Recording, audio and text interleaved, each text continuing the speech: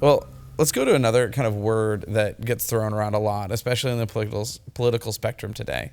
And it's one that, I keep hearing, but honestly don't know all that much about. So hopefully you can kind of enlighten me and, folks who are watching and probably other folks in the room. So Sharia law, right? It's this phrase that's thrown around as this grand threat.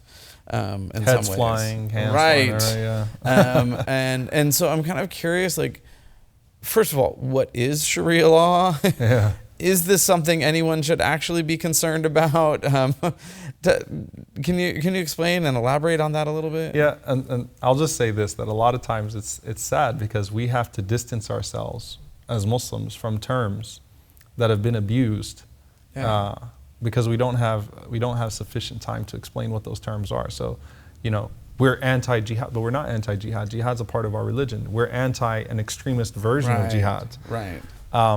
But no, jihad is a part of our religion. Sharia is a part of our religion. Sharia, the linguistic meaning of Sharia is a path that leads to water. That's actually what Sharia means, a path that leads to water. Okay. And it does not refer to law in the state sense alone, but rather my prayer. And that's why when states criminalize Sharia, that literally means I can't pray anymore. Because my prayer is part of Sharia. It's part of my obeying divine legislation, right? So Sharia is divine legislation. It's not synonymous with heads flying off and hands flying off and again, crazy things that happen around the world. Sharia there's a component of it that's government-based, and there's a component of it that's individual-based. So it's about your own personal practice. Now, if you're living in a non-Muslim country, Sharia means that it's part of your being a good Muslim, it's part of your being a good citizen, it's part of your practicing and maintaining identity, and so on and so forth. At the state level, at the government level, Sharia law is not synonymous with criminal law, and that's actually a very important distinction to make. What's criminal law is known as hudud, and hudud is the penal code of Islam, and so on and so forth, at a state level. And remember, Muhammad, peace be upon him, he functioned as a statesman in the last decade of his life, right?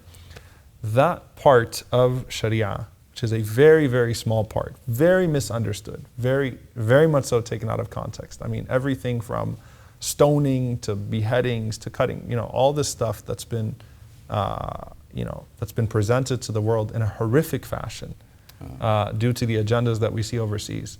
That is actually not Sharia law. That's criminal law in and of itself is a very small portion of it, right, at the state level, okay? And even at the time where, and again, if we read the Bible, we could find, stoning, we could find these types of things, right? A lot of very harsh code and things like that. Right, very harsh punishments and things of that sort. In Islam, these laws were purely discretionary. So actually in the first 400 years of Islam, there's not a single, in the first 1,000 years of Islam, actually not 400 years, there's not a single incident from the time of the Prophet Muhammad onwards of a person being stoned because they got caught committing adultery. It didn't happen. So there is a stoning punishment that's there, but it's a discretionary punishment because the conditions to punish someone, to prosecute someone with stoning were so impossible that the law was pretty much discretionary, right?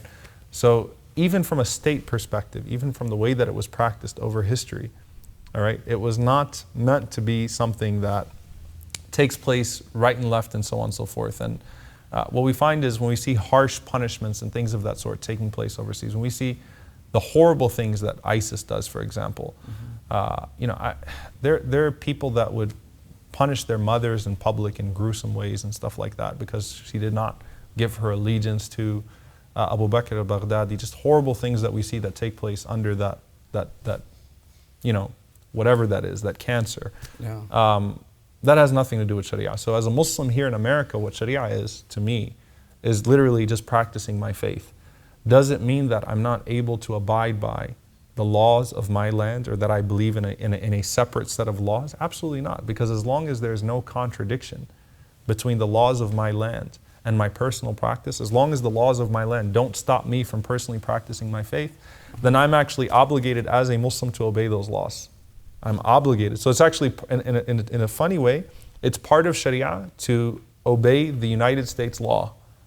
as long as it's not stopping me from personally practicing my faith. Yeah. And so that's what Sharia, so this hysteria that's been created suddenly, that this small group of people, less than 1% of your population in the United States, are all secretly trying to push a different set of laws, and that there's a secret Muslim in the White House, that the president is Muslim and he's secretly trying to push a new set of laws, and that America in 20 years is going to be people being thrown off of buildings and hands being cut and people being beheaded in the streets and so on and so forth. It's completely ramping up. First of all, it's a culture war, which is very common here in the United States. We've had those. It's been done against various minorities. Second of all, it's complete nonsense, right? And it riles up a significant portion of the population, unfortunately, that are afraid. It capitalizes on their fears to fight a non-existent threat at the expense of the safety of that small Muslim community that exists here in the United States. I think another word that comes up in that kind of cultural war that you've identified is this word taqeyya, and I think I'm not sure I'm saying it properly. You're saying it right. Okay, that somehow gives Muslims kind of legal license to lie in order to advance the purposes of Islam. Right. So is that? My hunch is that that's not representative of, your understanding of Islam, or maybe this whole interview is a sham. But my hunch is everyone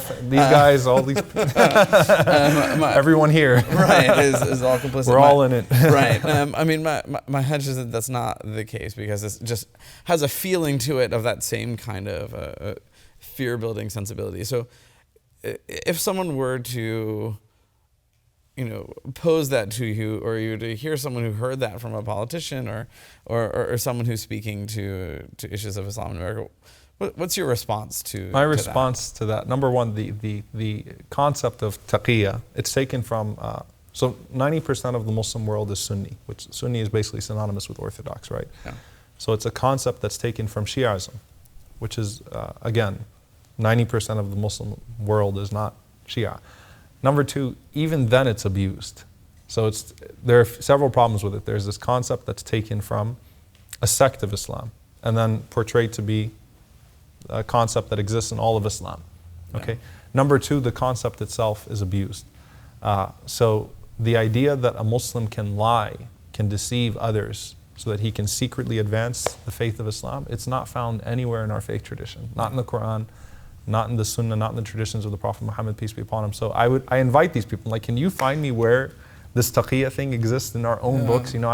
We have Google now. You don't have to sit there and open the book and go through the pages of the Quran. Just Google it and try to find me. Yeah, can you find this for me? Because it's not really there. So no, and the concept of lying to escape persecution. Yeah. Okay, so someone's got a gun to your head and tells you to curse God or curse Islam. Are you allowed to do that? Sure, to get yourself out of that situation you are. But there is no concept in Islam of lying to deceive people so that you can secretly make them Muslim, or you can secretly advance an agenda in Islam. So while we're and it does feed into that narrative, right? Again, the Hollywood narrative that the nice Muslim lady next door that invited you over for some good spicy food, she's secretly, works with Al-Qaeda, and she secretly works. And as don't soon trust as those cookies. Yeah. Don't. Oh my God, yeah. And people might be missing out on some amazing cookies if they have that. That would be a tragedy, wouldn't it? It would.